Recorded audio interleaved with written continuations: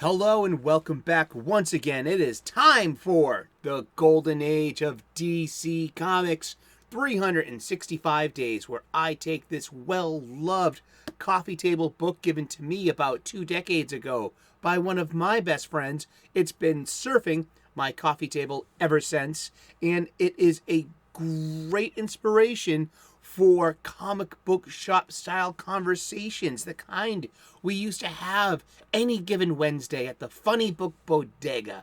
Yes, indeed, I'm recreating that here today with you. This is a 2004 Abrams publication written and curated by Les Daniels, Chip Kidd, and Geoff Spear.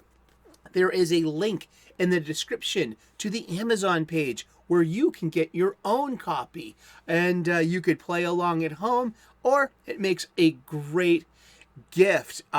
What's the purpose of this show? I'm using this book for its intended purpose. It's a 365 days book. We're going to open up the book to today's date. We're going to look at some comic book art. We're going to read the blurb, and then we're going to talk about comic books. And we're going to talk about comic books every day for the rest of the year. Right about now is the time in the show where I do something called the escapism caveat. Activism is very important. The world needs help. The people in this world needs help. But activists lately act like bullies. And I was bullied as a kid growing up.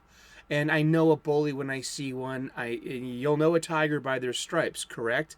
Activism, as I said, is very important. But what's equally as important is escapism. Escapism is needed to forget the world's problems just for a few moments by spiriting us away to a different place, a different time, a different body.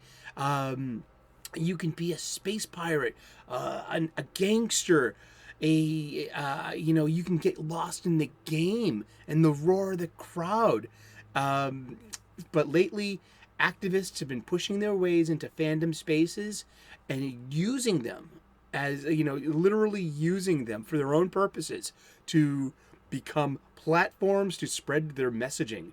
And so to intersect all these real world woes into our sports, into our music, into our art, and into our comic books defeats the purpose of escapism. I need a break from this stuff. I'm literally getting a case of compassion fatigue where it's easier to ignore the activists and just get on with my day and worry about what I need to worry about. And I'm not going to be bullied by these people. And in fact, I've come to a conclusion that it's cultural colonialism. You're invading this space. There's already a population there. You're either going to eliminate that population or convert them. And isn't that not colonialism, like an intellectual colonialism? You know what I mean? Come on. Leave a comment in the comments section if you would like to talk about that some more. This subject fascinates me. But let's get back to the point. Let's open up this book to today's date. It is July the 19th, and I hope you are having an awesome day. I really do. It is July the 19th. This is art by Craig Flessel from the cover of Adventure Comics number 40 in July of 1938. Today we have Wesley Dodds, the original Sandman. Let's read this blurb.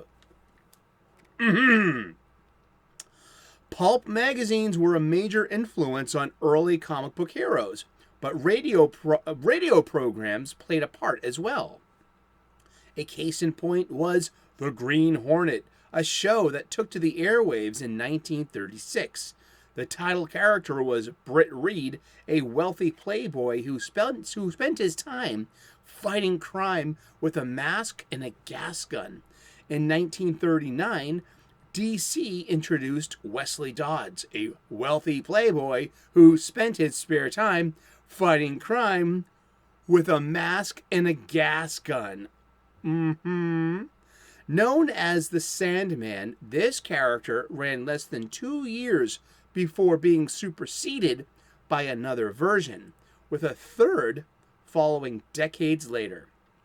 Strange as it seems, the original 1930s version was revived in 1993 and lasted for 6 years under the title Sandman Mystery Theater. And let's look at Sandman again. Yeah, he's got the gas mask. He uses a gas gun to knock out his enemies. And a non-lethal, or maybe, you could switch up the gas pellets. And it could be, a bit more, odious. Noxious, one could say. Oh, I really broke wind on that one, huh? Oh, the puns. Oh, gee. And this is from the wiki. I like to do this. I like to read from the wiki. Yeah, because someone already wrote a nice primer for the character. Wesley Dodds is a fictional superhero who appears in American comic books published by DC Comics, the first of several DC Comics to bear the name Sandman. He was written by writer Gardner Fox and artist Burt Chrisman. Attired in a green business suit and fedora and a World War I gas mask, the Sandman used a gun emitting a sleeping gas to sedate criminals. He was originally one of the mystery men to appear in comic books and other types of adventure fiction in the 1930s, but his costume was changed into a more traditional unitard with cowl and developed into a proper superhero, acquiring a sidekick named Sandy and founding the Justice Society of America. Yeah, and eventually the Sandman as we know it gets picked up by Neil Gaiman in the late 80s, where it's about Morpheus, the King of Dreams, and his siblings, the Endless. And that is... So when you think Sandman, your first thought could be going towards that representation of the character. And I read a bunch of Sandman in the early 90s, and then I picked it up again in the early 2000s, reading the whole Gaiman run, which is incredible. It is so good. And if you can, pick up on the modern adaptations. There's going to be a Netflix show. It has a lot of notoriety for being progressive and modernized. And let's see if it abandons its escapism for activism. I don't think it will. I think it's going to stick to its guns and stay strong to be, it's the Sandman story itself.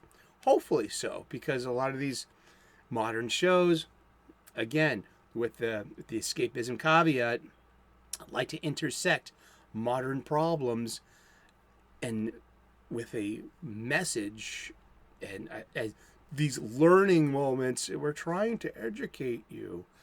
Yeah, I'm trying to take a break from the world's problems. But that's all we have for today. Today's been about the Sandman and the golden age of DC Comics. The golden age of DC Comics runs between 1938 and 1955.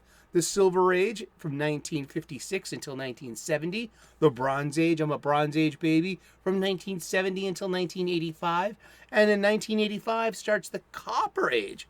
We've been talking about comic books, and we're going to talk about comic books every day for the rest of the year. So tune in tomorrow, 3 p.m. U.S. Eastern, and we'll find out who we're talking about when we turn the page tomorrow. Please like and subscribe. I would love to earn your subscription. I would. We make daily content here. If it's a clear morning, I wake up very, very early. There might be planets out there, and we use our naked eye to look at this naked eye sky. And so tune in for that. I do gratitude lists.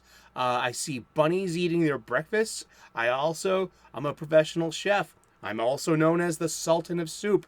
I make cooking videos, and we talk about comic books every day. So please tune in. There might be something here for you, and I would love to earn your subscription. God bless. Namaste. Good luck. And we will see you again tomorrow in the funny pages. Take care and good luck. Cheers. Bye-bye.